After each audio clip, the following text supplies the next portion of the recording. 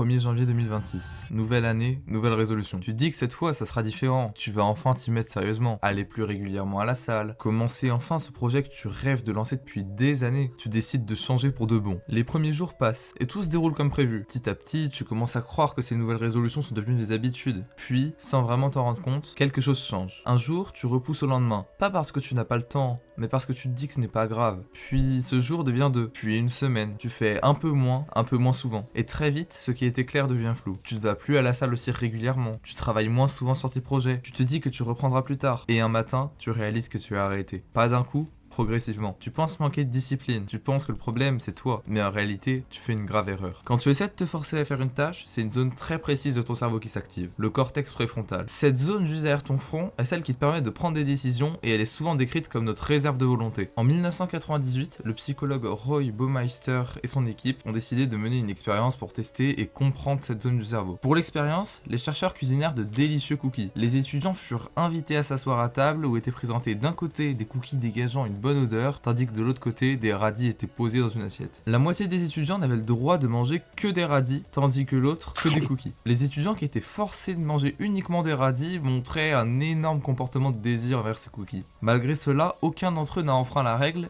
et ils ont tous mangé uniquement leurs radis. Ils ont dû faire un effort pour résister à la tentation et c'est exactement ce que recherchait l'équipe de Baumeister. Une fois cette étape terminée, les chercheurs ont donné un problème mathématique aux deux groupes d'étudiants. Mais ce que les chercheurs ne leur ont pas dit, c'est que ce problème est en réalité impossible à résoudre. Comme Baumeister s'y attendait, le groupe d'étudiants qui a été forcé à manger ses radis ont abandonné plus tôt que les autres, passant 8 minutes contre 20 minutes en moyenne pour ceux qui ont eu accès aux cookies. Ce phénomène, on lui a donné un nom, l'épuisement de la volonté. Avec ce schéma, tout va devenir beaucoup plus clair. À gauche, c'est toutes les choses qui te demandent de la volonté, par exemple le contrôle de tes émotions, maintenir un effort physique ou intellectuel, ou encore résister à une tentation. Exactement comme les étudiants qui ne devaient pas manger des cookies. Au centre, c'est ta réserve de volonté, qui est représentée par cette borne de recharge, mais ça pourrait aussi très bien être une batterie de téléphone. La batterie se vide vite, mais peut prendre beaucoup de temps à se recharger. Et pour finir, à droite de l'image, on nous explique que si on utilise de la volonté pour faire une première tâche, on n'en aura plus pour en faire une seconde. On va manquer d'énergie, d'attention, ou encore de mémoire de travail. C'est donc pour toutes ces raisons que tu as tant de mal à tenir tes résolutions ou à créer une nouvelle habitude. Et si je te disais qu'il existe une solution à tous ces problèmes, ça c'est le striatum. C'est une zone qui se situe au centre du cerveau et elle a un rôle extrêmement important. C'est la zone qui automatise tes actions et qui retient tes habitudes. Si tu utilises cette zone, ton cortex préfrontal ne travaillera plus et tu auras beaucoup moins de mal à te mettre au travail et à tenir tes objectifs sur le long terme. Il faut donc que tu réussisses à passer l'information de ton cortex préfrontal à ton striatum. Et tu te demandes sûrement comment faire. Et c'est pour ça que je suis là. Aujourd'hui, je vais te présenter les 2 principes à utiliser pour transformer tes tâches en nouvelles habitudes qui te demanderont presque aucun effort. Le premier principe consiste à rendre l'action facile. Ton cerveau n'automatise que ce qui lui est simple et peu coûteux en énergie. Je vais te donner 3 astuces qui vont t'aider à transformer une action longue que tu n'as pas envie de faire en une action simple et rapide qui demande peu d'efforts. Pour commencer, tu ne dois pas avoir trop grand. Et pour ça, tu dois absolument ne pas écouter ton ego qui est l'un de tes pires ennemis dans ce type de situation. Quand on se fixe un objectif, on voit souvent grand, trop grand. Sauf que ton cerveau ne sait pas gérer une tâche complexe tout seul. Le meilleur conseil que je peux te donner pour remédier à ça, c'est de découper ton objectif en plusieurs micro-tâches simples à exécuter et qui demandent peu d'efforts à faire. Au lieu de marcher 10 km par semaine, tu peux aller marcher 1 ou 2 km tous les jours. Il ne faut jamais sous-estimer les petites actions qui peuvent mener à de grands résultats plus tard. La régularité est l'une des choses les plus importantes pour avancer dans tes projets et tenir le rythme sur le long terme. En plus de ça, tu dois absolument commencer progressivement. Quand on décide de changer quelque chose dans sa vie, on fait presque tous la même erreur. On veut tout changer d'un coup. Tu te fixes des objectifs ambitieux et quand tu dois les assumer, c'est souvent compliqué. Tu dois passer de quelqu'un qui procrastine tous les jours et qui n'avait aucune volonté de changer à quelqu'un qui doit maintenant travailler plusieurs heures par jour. Et si ton cerveau n'est pas habitué à faire des efforts, il sature. Tu te forces à faire cette action et c'est ça le problème. Le cerveau va directement associer ça à une tâche pénible et il ne voudra plus la répéter au bout de seulement quelques jours. Tu dois donc commencer par travailler 10 minutes par jour, puis 20, etc. Au début, ça te paraîtra ridicule, mais au bout de seulement quelques jours, tu auras atteint ton objectif de travail avec presque aucun effort. Le deuxième conseil qui va t'aider à faciliter une tâche pour ton cerveau, c'est de supprimer la friction. La friction, c'est tout ce qui rend une action plus difficile à faire. Ça peut être quelque chose de très concret, comme devoir chercher ton matériel, allumer ton ordinateur, ouvrir plusieurs applications, ou encore être constamment interrompu par ton téléphone. C'est tous ces petits détails qui te dérangent avant et pendant ton travail. Plus il y a d'étapes entre l'endroit où tu te trouves maintenant et ton outil de travail, plus tu as de chances d'abandonner. Je peux te donner plusieurs exemples très concrets. Par exemple, si tu dois avancer un travail pour l'école, au lieu de laisser tes cahiers dans ton sac qui se trouve à l'autre bout de ta chambre, tu dois faire en sorte de toujours avoir tes cahiers posés sur ton bureau. Comme ça, la prochaine fois que tu tu auras besoin d'étudier, tu auras juste à te lever, t'asseoir et à réviser. Grâce à ça, tu limites un maximum les distractions. Mais si tu dois travailler sur ton téléphone, c'est un peu plus compliqué que ça. Il y a alors deux solutions. La première consiste à changer d'outil de travail si c'est possible. Avant, j'écrivais mes textes et je faisais mon montage sur mon téléphone. Mais le problème dans ce type de situation, c'est que ton téléphone est ton pire ennemi. Si tu as de la chance d'avoir un PC, c'est la meilleure alternative possible pour faire face à moins de distractions. Mais je peux aussi te conseiller les iPads, qui sont aussi de très bonnes alternatives. En plus de coûter beaucoup moins cher qu'un PC, tu auras plus de facilité à le transporter pour pouvoir travailler à l'extérieur, par exemple quand tu es en vacances. La seconde solution est plus radicale mais tout aussi efficace. Si tu veux absolument travailler sur ton téléphone, tu dois supprimer toutes les distractions dessus. C'est ce que j'ai fait à une époque et ça m'a vraiment aidé. Tu as juste à télécharger toutes les applications que tu as sur ton téléphone qui t'empêchent de travailler sur ton PC. Et quand tu voudras utiliser ton téléphone, il te restera que des applications productives qui t'aideront à avancer dans tes projets. Si tu as une addiction à ton téléphone, c'est vraiment la solution que je te conseille parce que ton cerveau associe ton téléphone à une source de plaisir et des fois tu sors un peu ton téléphone par automatisme. Sauf que là, vu que tu n'auras plus d'applications distrayantes, tu utiliseras ton téléphone uniquement quand tu en auras vraiment besoin. Le troisième conseil pour rendre une tâche plus facile, c'est de la rendre plus agréable. L'exemple le plus parlant que je pourrais te citer, c'est d'écouter ta musique ou ton podcast préféré uniquement quand tu travailles ou que tu fais du sport. Tu peux également, quand c'est possible bien sûr, faire toutes ces activités avec des gens que tu apprécies. Le but de tout ça, c'est d'associer l'habitude que tu veux créer avec quelque chose que tu aimes déjà. Moi par exemple, j'ai toujours eu du mal à me concentrer ou à rester en place pour réviser et j'ai toujours préféré bouger ou faire du sport à la place. Ce que j'ai donc commencé à faire, c'est de faire du sport pendant que je révisais. Comme ça, mon cerveau ne voyait plus les devoirs comme des tâches pénibles, mais comme quelque chose qui m'accompagnait durant ma séance. Pour mon exemple, c'était quelque chose de temporaire pour habituer mon cerveau à travailler petit à petit. Mais si tu débutes le sport, je te conseille vraiment de rien faire d'autre, à part potentiellement écouter de la musique. Mais sinon, si tu fais autre chose pendant ta séance, ça va plus te distraire qu'autre chose. On va maintenant passer au deuxième principe de cette vidéo. Celui-ci consiste à rendre une action automatique et à la transformer en habitude. Comme pour le premier, je vais te donner 3 conseils qui vont te permettre de comprendre comment tu peux agir concrètement pour transformer une action en habitude. Le premier conseil que je vais te donner, c'est de toujours avoir un déclencheur clair et d'associer ta tâche à une habitude déjà existante. Je m'explique. En 2019, Wendy Wood, une psychologue originaire du Royaume-Uni, sort un livre qui condense près de 30 ans de recherche, dans lequel elle dévoile que près de 45% de nos habitudes quotidiennes se font sur pilote automatique. Ça veut dire que la moitié de notre journée n'est pas contrôlée par la motivation ni par la volonté, mais par des habitudes déjà ancrées dans le cerveau. Et c'est justement là que se cache le levier le plus puissant pour créer une nouvelle habitude. Le cerveau adore les routines existantes. Une habitude déjà en place, c'est comme une autoroute neuronale. Elle est rapide, fluide et ne demande aucun effort conscient. Quand tu essaies de créer une nouvelle habitude à partir de zéro, ton cerveau doit tout gérer. Ça repose sur la volonté et c'est exactement ce que l'on veut pas faire. C'est pour ça d'ailleurs que ça échoue souvent. Quand on relie une action à une habitude déjà automatique, le cerveau l'intègre beaucoup plus vite parce qu'il s'appuie sur un schéma qui existe déjà. Un exemple d'habitude que tu as déjà, c'est le moment après t'être levé le matin. C'est pas pour rien que la plupart des célébrités ont tous une morning routine. C'est le moment de la journée le plus simple pour notre cerveau pour créer de nouvelles habitudes. En plus, tu fais cette nouvelle action tous les jours à la même heure et c'est encore plus facile pour le cerveau parce que le cerveau n'apprend pas seulement quoi faire, il apprend aussi quand le faire. À force de répétition, au même moment, il n'y a plus besoin d'y penser. L'heure devient un déclencheur automatique et les décisions, elles ne dépendent donc plus de ton cortex préfrontal, mais de ton striatum cette fois. Le deuxième conseil que je vais te donner, c'est probablement celui que la plupart des gens sous-estiment le plus. Si tu veux vraiment créer une habitude, tu ne dois pas changer ta motivation, tu dois changer ton environnement. Parce que ton cerveau ne prend pas ses décisions dans le vide. Il réagit en permanence à ce qu'il voit, ce qui l'entoure et ce qui est facilement accessible. L'environnement agit comme un signal invisible qui déclenche ou freine automatiquement tes comportements. Quand ton environnement va dans le sens de ton objectif, l'habitude devient presque évidente. Tu n'as plus besoin de te convaincre ni de te motiver. Ton cerveau est constamment rappelé à l'action sans effort conscient. A l'inverse, quand ton environnement n'est pas aligné avec ce que tu veux faire, chaque action devient une lutte. Et sur le long terme, tu perds beaucoup d'énergie. Le meilleur exemple que je puisse te donner, c'est les personnes qui vont régulièrement à la salle de sport, l'ego muscu. Ces personnes-là, elles vivent pour la musculation et toute leur vie est organisée autour de ça. Que ce soit les vidéos qu'ils regardent, ce qu'ils mangent ou encore leurs amis, tout va les influencer dans le bon sens. Et c'est exactement ce que tu dois faire si tu veux ancrer une nouvelle habitude ou si tu as un objectif clair en tête. Tu dois tout faire pour y penser le plus souvent possible. Et pour ça, ce que je peux te conseiller, c'est d'éloigner toutes les distractions de l'endroit où tu travailles ou encore de t'entourer de personnes qui ont les mêmes objectifs que toi. En plus, de nos jours, il n'y a rien de plus simple. Il y a des milliers de serveurs Discord où tu pourras trouver des gens qui pourront t'aider dans tes objectifs. Le plus important pour réussir, c'est de bien s'entourer. N'oublie jamais ça. Avant de finir, voici un dernier conseil qui peut vraiment transformer des habitudes. Note tes avancées. Que ce soit dans un carnet, en cochant une case sur une feuille ou en utilisant un tracker d'habitudes comme Notion, mais il en existe encore des dizaines et des dizaines, voir tes progrès rend ton cerveau heureux. Chaque coche, chaque case remplie, c'est une petite victoire. Et plus tu vois ces petites victoires s'accumuler, plus ton cerveau associe cette action à quelque chose de positif. C'est un cercle vertueux. Suivre tes progrès entre l'habitude profondément, te motive à continuer et rend la répétition beaucoup plus naturelle. Alors ne sous-estime jamais le pouvoir de mettre noir sur blanc ce que tu fais tous les jours. C'est simple, rapide, mais incroyablement efficace pour transformer une action en une vraie habitude sur le long terme. Et pour finir, une dernière chose, n'oublie pas que chaque case que tu coches te rapproche chaque jour un peu plus de ton objectif. Mais ce que tu dois vraiment comprendre à travers tout ça, c'est que le problème n'a jamais été ta discipline, ni la motivation, ni même la volonté. Le vrai problème, c'est que tu as toujours essayé de forcer ton cerveau à fonctionner d'une manière qui n'est pas naturelle pour lui. Tu as essayé de tout changer d'un coup en comptant uniquement sur une réserve d'énergie limitée, alors que ton cerveau cherche en permanence le chemin le plus simple. Créer une habitude, ce n'est pas une question de courage, c'est une question de stratégie. Ce n'est pas celui qui se motive le plus fort qui gagne, c'est celui qui rend l'action suffisamment simple pour qu'elle puisse être répétée sans effort. C'est celui qui comprend comment utiliser son environnement, ses déclencheurs et la répétition pour transférer l'effort du cortex préfrontal